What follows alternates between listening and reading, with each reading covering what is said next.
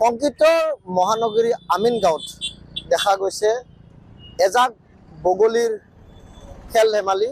খাদ্যৰ সন্ধানত ওলাই আহিছে এজাক বগলী। আৰু মই বৰ্তমান উপস্থিত আছোঁ কামৰূপ জিলাৰ সদৰ আমিনগাঁৱত। মই দেখুৱাইছোঁ সামগ্ৰিক পৰিৱেশ।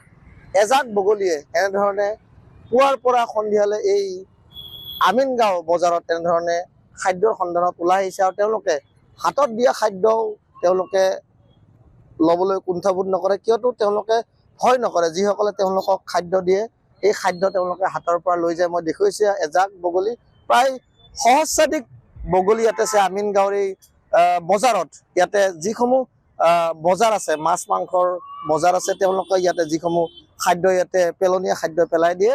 আৰু এই পেলনীয়া খাদ্য খাবলৈ এনেধৰণে এজাক বগলী আমিনগাঁৱৰ এই বজাৰত আহে। মই দেখুৱাইছোঁ সামগ্ৰিক কেনেধৰণে দেখুৱাইছোঁ হাতৰ পৰা কোনো সময়ত তেওঁলোকে হাতৰ পৰাও খাদ্য লৈ যায়। আৰু যিহেতু খাদ্যৰ সন্ধানত জীৱকুলৰ বা চৰাই চিৰিকটিৰ যথেষ্ট অভাৱ আমিনগাঁৱত, পূৰ্বৰ দৰে ওখ বৃক্ষও নাই, কিন্তু তেওঁলোকে এই আমিনগাঁও বজাৰত যিসমূহ মাছ মাংসৰ দোকান আছে তেওঁলোকে পেলনীয়া খাদ্য খায়। এনেধৰণে এক নান্দনিক দৃশ্য সহজে দেখা যায় আমিনগাঁও বজাৰত। মই দেখুৱাইছোঁ সামগ্ৰিক পৰিৱেশ তেনেধৰণে দেখুৱাইছোঁ যে ফুটপাথ এনেধৰণে জাকে জাকে পুৱাৰ পৰা সন্ধিয়ালৈ এনেধৰণে জাকে জাকে বগলী তেওঁলোকে খাদ্যৰ সন্ধানত। আৰু তেওঁলোকে কোনো ধৰণৰ ভয় নকৰে, তেওঁলোকে হাতৰ পৰাই এই তেওঁলোকৰ যিসমূহ মাছ মাংসৰ পেলনীয়া খাদ্য তেওঁলোকে হাতৰ পৰাই যেন লৈ যাব বিচাৰে। মোৰ লগত আমিনগাঁৱৰ এগৰাকী সচেতন ব্যক্তি আছে, যে দেখা যায় আমিনগাঁৱত এখন নান্দনিক দৃশ্য পুৱাৰ পৰা সকলোৱে দেখা পায়। কি ক'ব এই মুহূৰ্তত এজাক বগলী?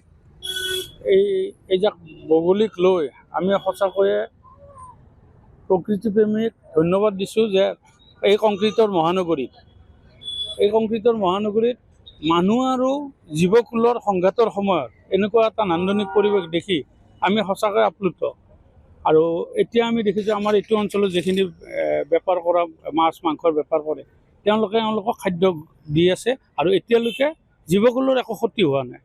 সেইকাৰণে আমি আচলতে তেওঁলোকক ধন্যবাদ জনাইছোঁ। সঘনাই দেখা দৃশ্য। হয় হয়, এইটো ৰাতিপুৱাৰ পৰা আবেলিলৈ আপোনালোকে পাব। এইটো প্ৰত্যেক দিনে এইটো দেখা পাব আপোনালোকে। প্ৰতিগৰাকীয়ে যি পথচাৰী আহে বা বজাৰলৈ আহে তেওঁলোকে এই ধৰণৰ দেখা পায়। আৰু যি মাছ মাংসৰ দোকানীৰ যি তেওঁলোক আছে, কি ক'ব আপোনাৰ নিজ হাতেৰে দিয়ে মাংসবিলাক পেলনীয়া খাই ৰাতিপুৱা দিওঁ আৰু গধূলিও দিওঁ, দুপৰীয়াও দিওঁ, সন্ধিয়া আহে খাবলৈ, তেতিয়া দিওঁ। আৰু তেওঁলোকে ভয় নকৰে? ভয় নকৰে। আকৌ মাৰিব নিদিওঁ, মৰম কৰোঁ বহুত।